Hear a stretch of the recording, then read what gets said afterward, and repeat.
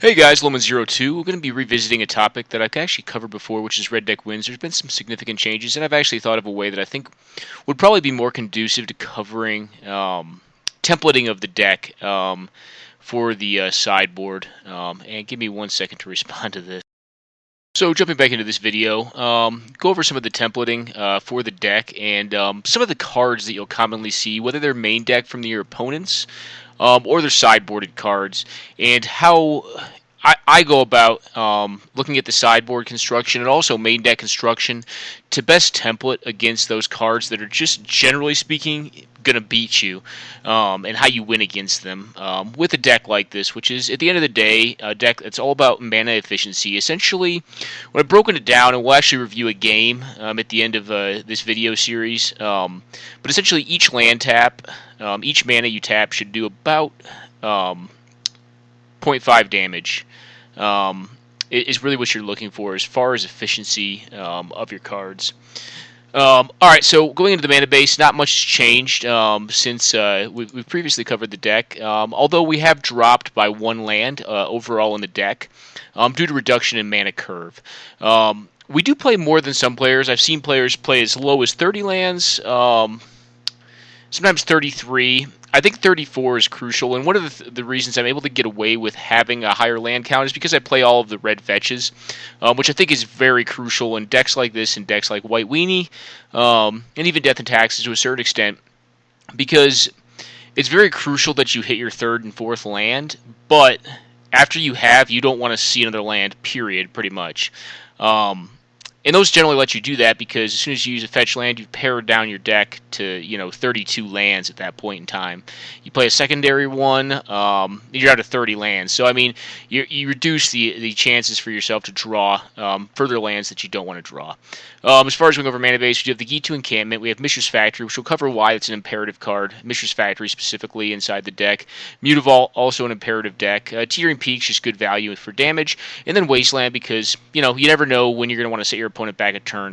Another land that's possibly a question mark, and you may want to play in a more mid-rangey red deck, is Rishadan I don't play it in this deck because if you look at the deck is all about efficiency and speed. And Rishadan actually, I think, tends to slow this deck down more than it slows your opponent down. Because your mana and your utilization of mana is very essential to winning with the deck. As you go down the 1-drop slot, we are paired up evenly with 1-drops and 2-drops. The best of the best, as I like to think of each of the cards, the most damage for what you get. As far and also some templating, we have added Soulscar Mage, which is a card that I'll cover why I think it's so great once we get to the comparative analysis between red deck wins and then the cards that I think beat it and people sideboard to beat it. As you get into the 2-drops, no true adds. Stigma Lasher, well, correction, one ad. Stigma Lasher came out of board and went main. It is a slower 2-drop. It's probably one of the worst 2-drops in and of itself. But once it's hit one time, if you get it to a point where it can hit one time, you're going to win. Only other ad in the 3 spot is the inclusion of Lanthu Hellion and Sin Prodder, which were both adds into the format after I played the deck last time. And they just weren't available, much like Soulscar Mage last time I played this deck competitively in the Chainsaw Massacre. Additionally, you see we have only 3 4-drops, one of which is a recent ad, and it's Fiery Confluence. 6 damage for 4 is just a lot. The biggest thing that sold me on it, though, was not the 6 damage for 4 mana. It was actually the flexibility of the card and the ability to destroy artifacts with it.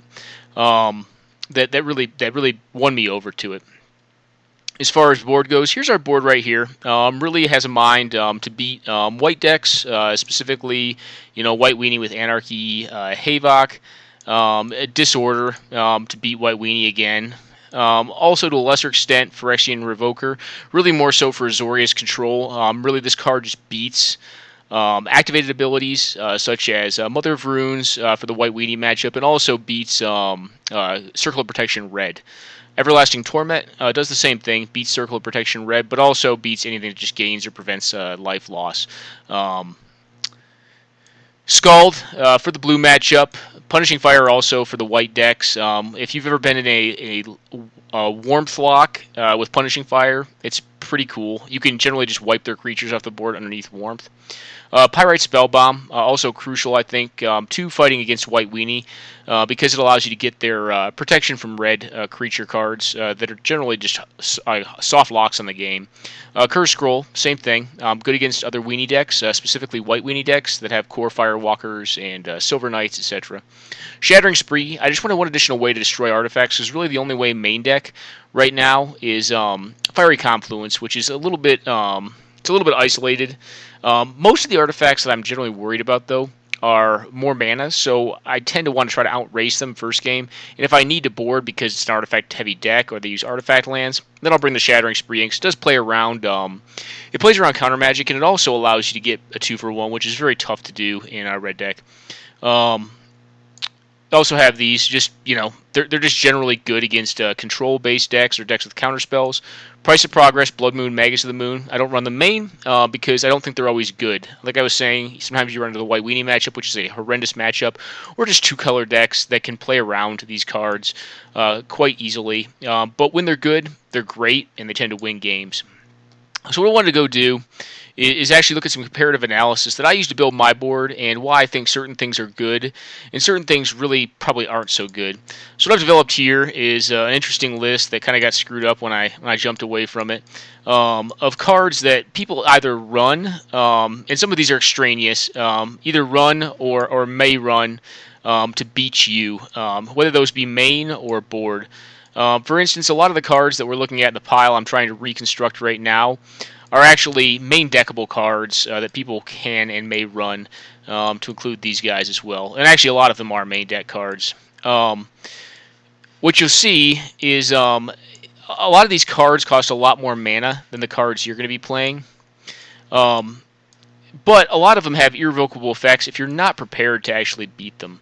So to cover a few of them, you have Circle of Protection, red, as well as Leyline of Sanctity, which basically, both of them just stop all of your burn. Circle of Protection red being a little bit stronger, but less mana efficient.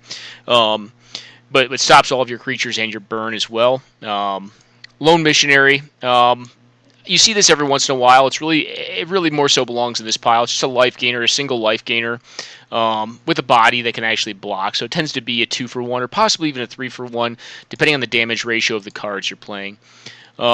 Warmth, it can be a soft lock if you're not prepared for it. It's pretty oppressive if you're a burn-heavy variant of the deck. If you are a creature-heavy variant of the deck, you can tend to outrace this because it only gets the life the first time your card comes into play, and if you're hitting for 6 or 7 damage every turn with your creature cards, they're only gaining 2, then you can tend to outrace it.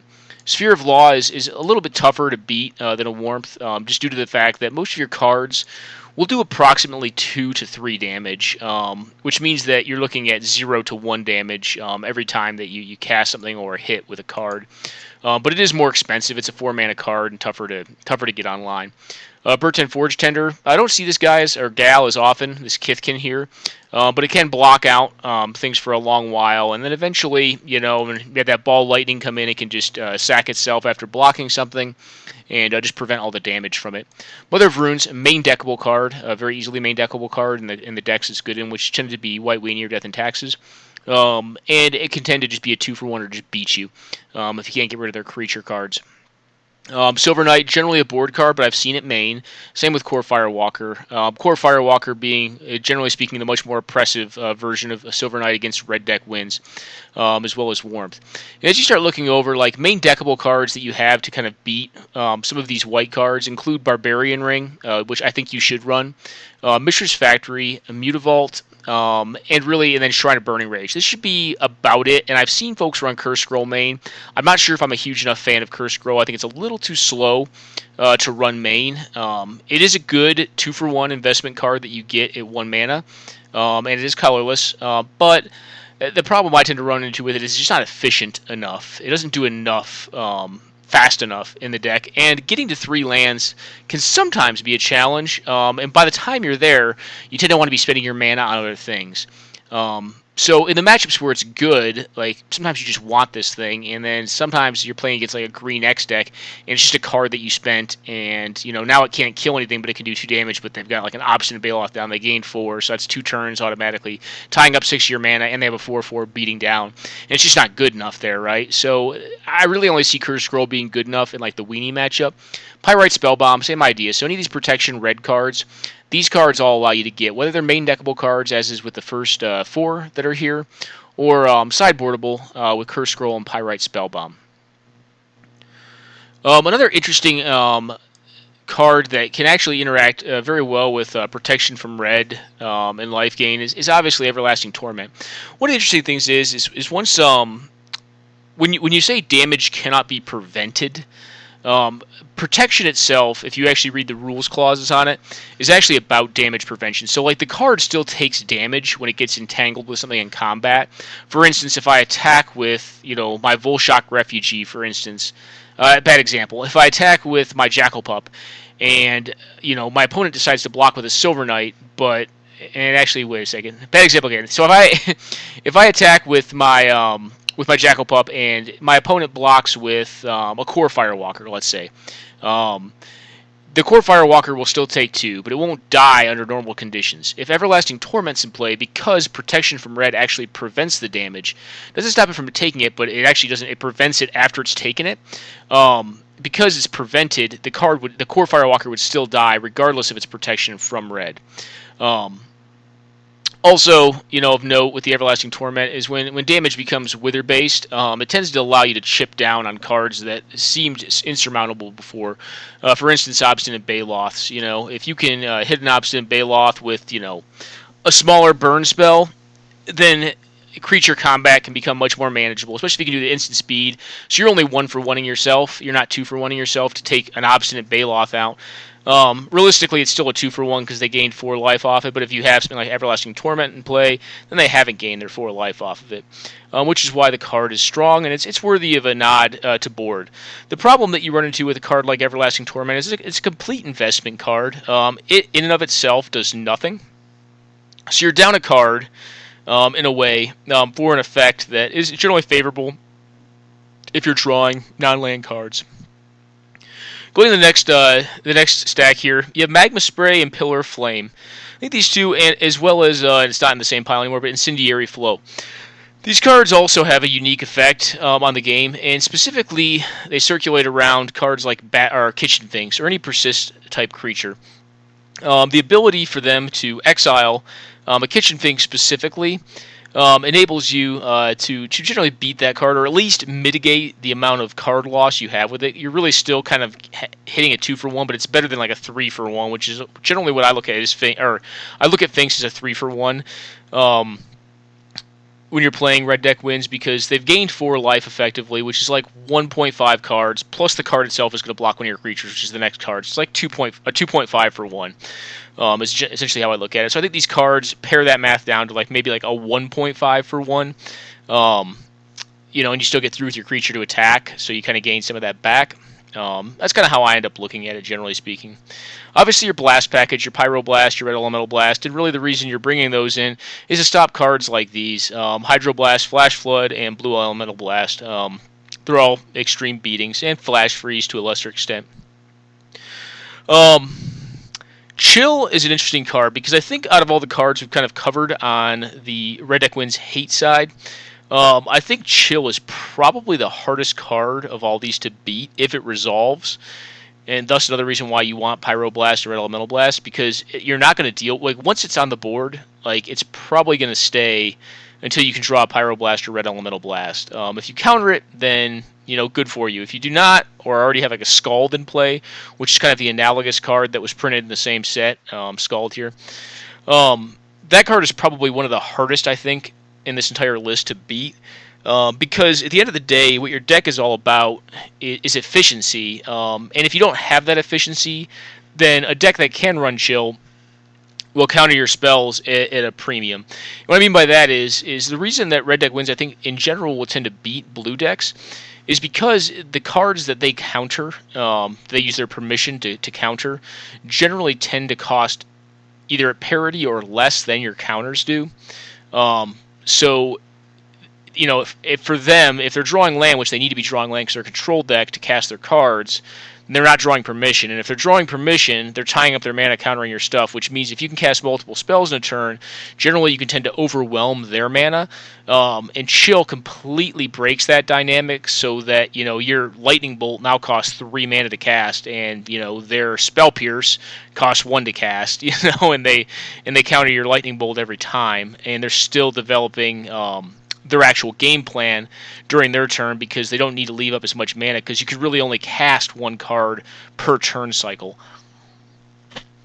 So that's a card you definitely do not want to see. If you're playing blue, you want to play Chill in your board because I think you can generally expect to see aggro decks like this.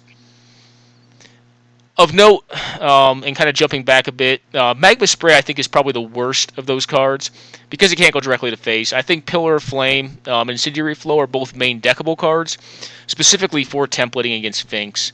Pyroblast, Red Elemental Blast, I would never be a proponent of playing main, but I think playing them board is definitely strong, as it allows you to get around counter magic, and specifically destroy Chill. Because if Chill ever hits the board and you don't have those in the deck, you're probably going to lose. It's very tough to beat that card. Also going down and kind of heralding on the back of our earlier comments about Everlasting Torment is Soulscar Mage. Soulscar Mage really kind of breaks a few dynamics. Like, it allows you, one, it has prowess, which means when it gets entangled in combat, you can utilize instant speed burn to size down cards like, Obstinate Baloth, Baneslayer Angel even, to a point where Soulscar Mage can actually win in combat, and as opposed to a 2-for-1, you're 1-for-1ing yourself to get rid of a larger creature threat, which is why I think the card is great. I don't think it is quite a Monastery Swiftspear or a Goblin Guide, but it's pretty close. And the flexibility it offers in the templating against cards that are already great against you is pretty strong. And it does that for a lot of these cards here. One card of note that I haven't shown here is what's the Goblin? I think it's Goblin Loyalist or Legion Loyalist is the name of the card. We can pull them up right now. That card should likely also be a boardable or main deckable card, and specifically for templating against Batterskull. So the interesting thing about this is if you are attacking with enough creature cards, and it depends on your creature count if you want to run this guy or not, creature tokens cannot block. So Batterskull becomes basically a non-blocker. It gets taken out of combat if you're running this guy and you have enough creatures to hit Battalion, which is attacking with 3 creature cards. So I think it's also an interesting choice. I don't personally run it, but I think it's an interesting choice for templating if you think Batterskull will be a card you see. The thing that I like to say, though, is when you start getting to like Batterskull, Baneslayer Angel, Wormcoil Engine, and even to a smaller extent Thragtusk, but because it's in green, I think it just gets out faster. It gets out on like turn 3 to 4 as opposed to turn 5. But when you're looking at Baneslayer, Wormcoil, and Batterskull, those are generally 5-drop. They're always 5-drops, but they're generally hitting the board on the 5th turn. Those are generally just too slow to beat you, so I don't tend to worry about them as much. Jumping over, Circle of Protection Red. One interesting thing about Everlasting Torment is it does totally beat this card. Damage cannot be prevented, so this card stops working. Another card that I like to template with is Phyrexian Revoker. It stops a few things, but specifically it stops Circle of Protection Red, which I think is very strong. Stigma Lasher I think is a main deckable card. It does the same thing. It basically says players cannot gain life for the rest of the game. Of note, Circle of Protection Red beats a lot of things you wouldn't think it beats. It beats, not gaining life. You can stay at the same life total forever, given you're going to have to tie up mana, so there's one of 2 ways you can beat this card. You can either have a silver bullet for it in the form of Phyrexian Revoker or Everlasting Torment, or you can just overload their mana and make it such that they can't prevent enough of the life loss to eventually kill them. I think in red deck wins, that becomes a lot tougher than if you're playing something like Goblins, where you can just spill a bunch of permanent sources of damage onto the board, such that you build them up faster than they can build their mana base up to actually stop all of it. But eventually they need to win the game, so if they're always tying their mana up, to do this, but they're not developing their own game plan. Eventually, you will overload them, but it just may take a long time, and eventually they may have like an instant speed way of winning or like a combo that just wins instantly out of nowhere, and you may lose. Blood Knight's a card I put in here because it does fight against the White Weenie matchup, but I think the card is generally weaker. I don't prefer to play it main deck because in a lot of ways it's a 2/2, much like the Stigma Lasher, but I think its effect is much more replaceable. And I don't think it per se wins the White Weenie matchup all on its own. I think you need to have ways of stopping their cards as opposed to having something that's just unblockable or like blocks their stuff. I much prefer a card like Stigma Lasher to it if I'm going to play a slow 2-drop. Most of my 2-drops I want to have haste. When they don't, and that's why I mentioned previously, I think Stigma Lasher is a little slow. They have to have a very irreplaceable effect. Disorder is an interesting card, one that just came to my attention that I haven't seen in a long time.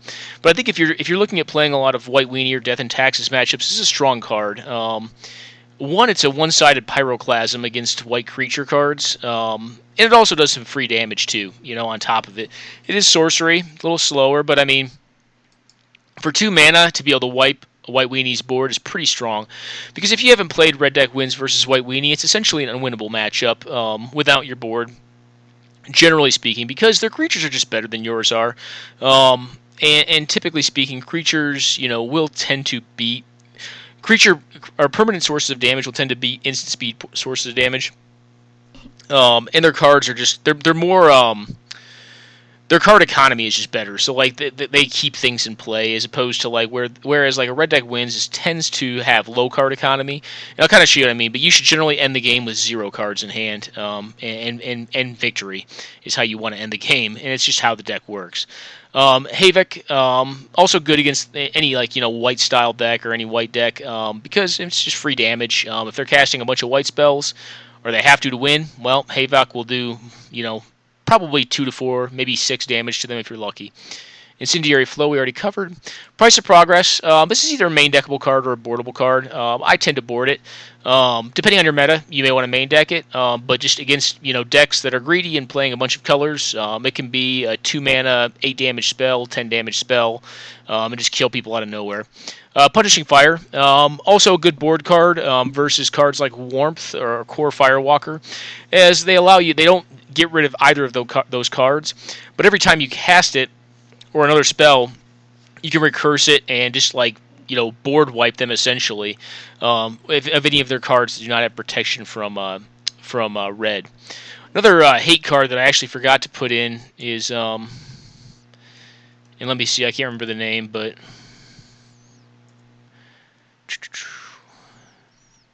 where are you at? Well, if Moto stops acting up.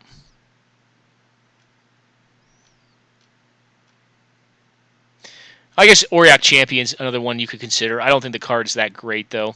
I think it's good in decks that are templated for it, for like life gain style decks. So it's all right, but I mean it's a 1/1 for 2 at the end of the day. It's a little slow. And the card I am thinking of is right here, Absolute Law. Going back to the argument for Everlasting Torment, this card also just beats Absolute Law. The granddaddy at the end of the day for these decks, and why you'll hear me call it winning the Anarchy Lottery, is Anarchy. Destroying all white permanents is something to behold against decks that play all these kinds of hate cards right here. But Everlasting Torment also can beat Absolute Law because of the prevention clause on it. Much like it beats Circle of Protection Red, it also beats any creature card that has protection from red. Now keep in mind, you won't be able to target them, but if they're blocking your stuff and they do not have First Strike, which is why I redacted my previous comment, if their damage doesn't stack, well not stack, but if their damage doesn't occur before your damage does, the damage that occurs to them will not be prevented by the Protection Clause, so when they block, their creatures will die just as yours will. So it prevents some of that. Moving forward, Skullcrack. This is just a good card to run main, I think. It just base templating. It beats any of these life gain cards, these creature cards. If you're taking a worm coil swing and you skull crack them in response, yeah, you're still losing the life, or you're losing a creature card, but they're not gaining the life, so it tends to be strong there. Same with Flames of the Blood Hand. It's a 4 is a lot of damage for 3 mana. It's good economy on the card, or good price for the card. I wouldn't say good economy because the card's gone, but doing 4 damage and then preventing any life gain, strong main deckable option as well. Scald, like I already said, is kind of the analogous card to Chill, but I would say Chill is a better card than Scald. Scald is okay. It does 1 damage every time someone taps an island, but if they're not playing mono blue, like the options that are out there for non-basics that also tap for blue are pretty high.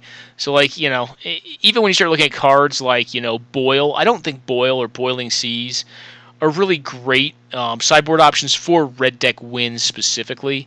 Because I think there's just better things you can be doing with your mana to win the game as opposed just to forestall the game. I mean, you'll generally win if they're a mono blue player and you like blow up all their half their lands even. You'll probably win, but I just don't think it's good enough. It is an option, though. All right, so Blood Moon, Magus of the Moon. Yeah, again, like Price of Progress, you want these in those sort of matchups. Sulfur Elemental, a card that I tend to be underwhelmed with. I think the card is great against certain decks, but once you start seeing Honors of the Pure and Always Watchings, this card kind of gets relegated to moot. And while there are a lot of 2/1s and a lot of 1 toughness creature cards and like Death and Taxes and White Weenie, they don't often stay that way. And when they have 2 toughness, this card can almost kind of be more of a beating because it'll just make their creatures have higher power. And if they have First Strike, which a lot of them do, then it makes them just better cards at the end of the day. I mean, sometimes +1, -1 is not, a bad thing. Mind Sparker, another card to be considered against white and blue decks. I played this in a couple boards. I don't think it's the best of sideboard options, but if they're trying to counter every spell you cast, this is not a bad one to land. Sulfuric Vortex, main deckable card, great. It stops all the life gain, does not stop prevention. Circle of Protection Red against Sulfuric Vortex. The Circle of Protection Red will beat Sulfuric Vortex every day. So don't try to play this into a Circle of Protection Red, or it will not work. Full Shock Refugee for the Mirror specifically. I don't care for templating for the Mirror, and especially this card. This card is not good enough for the Mirror, and here's the reason why. You're spending 3 mana you're basically spending full price to get a Rift Bolt that is delayed, or that is suspended for 1. How good is that? In my opinion, not very. I just think it's way too slow. I mean, yeah, it does shore up the ground game. It allows you to block. But the same stuff that we talked about that already beats the protection from red guys beats this guy as well. So if you're really concerned about it, reference this column right here down to Curse Scroll and Pyrite Spellbomb. Fiery Confluence, I think this is a main deckable card, and it helps you get after some of the weirder combos that are out there. It does help get rid of 1/2 of Wormcoil Engine if that's really how you want to use it. I don't think you do. Gets rid of a Batter Skull if they haven't left their mana up. And this weirder combo right here, I think I'm the only person I've seen use it in 100 card Singleton. I used it in a combo deck as part of a board plan for red deck wins, which is Madcap Experiment and Platinum Empyrean. If you're not familiar with the combo, essentially you cast Madcap Experiment. You have to take all the artifacts with the exception of a sideboarded in Platinum Empyrean out of your deck. You'll take infinite damage, going to the Platinum Empyrean. Well, you would take it if the Platinum Empyrean did not come into play, because your life total can't change once it is in play. And it's pretty funny to watch red deck wins try to kill an 8/8 that you don't ever block with or do anything with. You just leave there. That's why, Fiery Confluence, very flexible card, can kill this combo outright. And just kill your opponent. It's just a ton of damage. And then Anarchy. Anarchy deals with a lot of the stuff like, Leyline to stop targeting. Just in case they built like some sort of pillow fort, and they have a moat and a Leyline of Sanctity, then it becomes a lot tougher to beat them. There are cards that do it, that don't target but do damage. I believe Skullcrack is one such card. I believe Skullcrack actually still works. Can't gain life as damage can be prevented. Deals 3 damage to it's target player. Any card that doesn't specifically target, like does 3 damage to opponent, would work. Like Sulfuric Vortex, like at the beginning of each player's upkeep, it's not targeting that player. There's still cards that actually don't target, but for the most part, a lot of your spells are going to target at the end of the day. And when they do, you're not going to be able to hit them once they have Leyline in play if you're playing something along those lines. A couple other cards to consider: Timely Reinforcements. And there's probably some more that I'm just missing. But Timely Reinforcements is another one. I kind of put that in the number in the creature column right here. It's just 3-drop. That's one you're actually more likely to see than somewhat like the Madcap Experiment combo. Anarchy deals with it obviously once it's in play, but I think Skullcrack's probably the best option you have. And if you have more creature cards, well, you're going to have to fight your way through a bunch of 1/1s, or I guess Anarchy, get them out of the way. I think that card is it tends to be played more in like Green X style decks, which is where some of the effects that I was talking about Wither coming in necessary to beat, because their creatures are just going to be bigger than yours are, and they'll have a lot of ways to gain life. So a lot of the prevention clauses do come in handy. I hope this was informative, and actually at this point what I'm going to do is go into a tough match. I think it's a tough matchup for Red Deck wins, and I won't lie and say we did not get lucky in our draws. And we'll go through a game that we played using the deck we just showed, not the sideboard cards deck. That's not really a deck, but our actual own sideboard. So we're on the play, which is already awesome to be on the play. We have a keepable hand here. The first couple turns we can see are going to play themselves. So we're looking at a Fire Drink Satyr, turn 1, followed up by Flame Rift to put the opponent down to 14 by turn 2. And then we're hoping to mize a land so we can get the Goblin Rabble Master out and also have Flames the Blood Hand on the line. So, as specified, we play out our creature card. He plays on a Mishra's Bauble and a tap land. We got him down to 14. He plays a way to kill our card. We have hit our land, meanwhile. And we go ahead and drop our Rabble Master here. Get our 1/1 in there. This next turn, so possible misplay here. So we do end up drawing the land this next turn. My thinking is that he probably doesn't have the kitchen things at this point in time because he abrupt decayed my Goblin. He's worried that I'll have a means of removing it and I'll be able to get through with my Goblin, which is probably more likely. So we hit the land. What we opt to do here is actually cast the Fiery Confluence. I think a more proper line would have been to cast the Flames of the Blood Hand, doming him on this, or leaving it up at least. But my consideration is this. So it's not necessarily wrong. The psychic play would have been to leave up the Flames of the Blood Hand here. But my thinking is this, I want to cast off the Fiery Confluence for mana efficiency, and then if I hit a 5th land, it's not terrible, even though I don't really want to, but it's not bad, because I can cast 2 spells the following turn and just win the game, if he does nothing else. So, we go for the Confluence and just dome him for 6. He fetches, plays on a Finks here, which Finks is generally a beating, but we have the Incendiary Flow in hand. So here's likely misplay number 2. We probably should have done here is actually just left the Finks in play and suspended the Rift Bolt and left up the Flames of the Blood Hand. But what we end up doing is we go for the Incendiary Flow, probably because I was just excited that I had templated well and I had this card to blow up a Finks and just be like, hey, your Finks is gone. It ends up working out regardless for us, but I think that was the best play. He gets a Courser, which is another card that's tough to beat, and it's a main deck card. We go ahead and rift his face, and then we blow him up with the Flames of the Blood Hand, but I think we essentially lost 2 damage by not doing it the other way.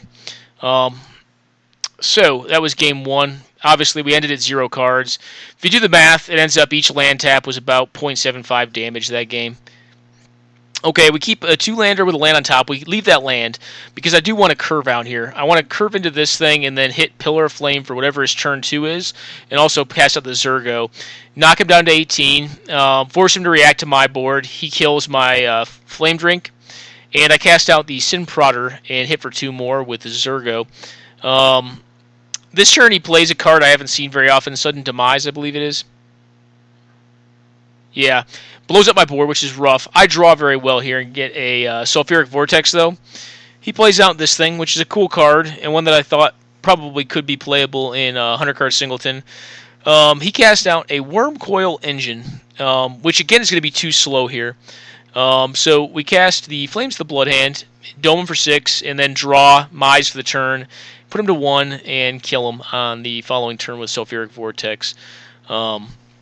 So I think, generally speaking, Red deck wins going to struggle with Green X base decks. This is probably a Jund deck. Well, it is a Jund deck of some sort, but it has obviously a lot of ways to deal with Red deck wins. I mean, we saw Courser, we've seen Worm Coil Engine, we saw Kitchen Finks. I wouldn't be surprised if Obstinate Baloth's in the deck.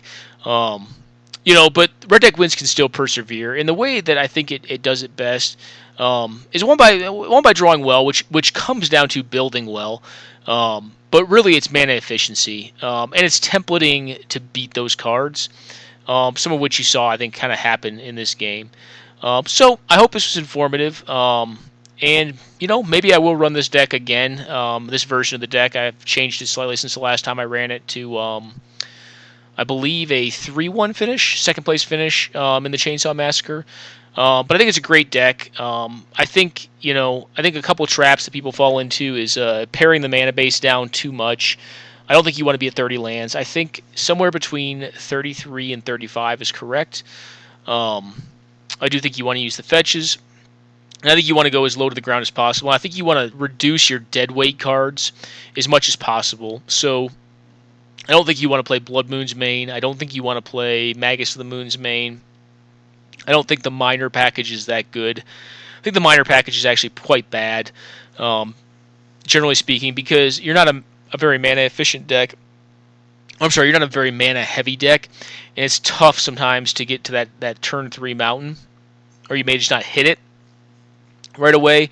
When you have a minor and you play like a 1-2 for your turn or a 1-1 for your turn, 2 mana, it's just like meh. So you should run a main. Maybe you can run a board, but I think Blood Moon tends to do it better, as does Magus, over the minors when you're playing red deck wins. But I hope this was helpful. I hope it gave you some ideas, showed you what was in the format, what to be worried about in the format. If you're going to play red deck wins, and if you haven't played yet, this is definitely a good deck to give a spin because it's pretty forgiving. You can see we even had, I think, I would say a decent-sized player. I think with the problem that I did there is I didn't maximize the efficiency of my cards. I just saw that I had a win already to 0 life. I didn't per se try to put him to -2 in case he Mize something like feed the clan and gain 5 life, which would have put him out of reach anyways. But I mean, it would have put him down to 3 life as opposed to 5 life after the sequence of plays I made. So I hope this is informative, and like I said, this is definitely a fun deck to play. It's a very strong deck, but I think it does reward solid play, possibly more so than Control. It may even be harder to play 100% right more than Control. A lot of folks will say it's a simple deck, it's very easy to win with, and to a certain extent, it's true, but I think it is actually far more difficult to play this 100% right than it is something like a mid-range deck, because there are definitely some challenging calls that you'll have to make. You didn't see a ton this game, but you even saw that like the line I took in that first game could have been optimized better than the line I took when I played it out. And upon review, it was like, yeah, it wasn't the best of lines. So I hope this was informative and fun for you guys, and hope to see you out at the Chainsaw Massacre, which, if you are wondering, the Chainsaw Massacre is the formalized tournament event that we play for 100-card Singleton. It's played every Saturday at 15:30. You can register on Gatherling.com. I say again, Gatherling.com. And go ahead and check out the rules. So while you're at it, you can go to the MTG Salvation link off Gatherling.com and check out some of the decks that have been played previously, as well as the rules.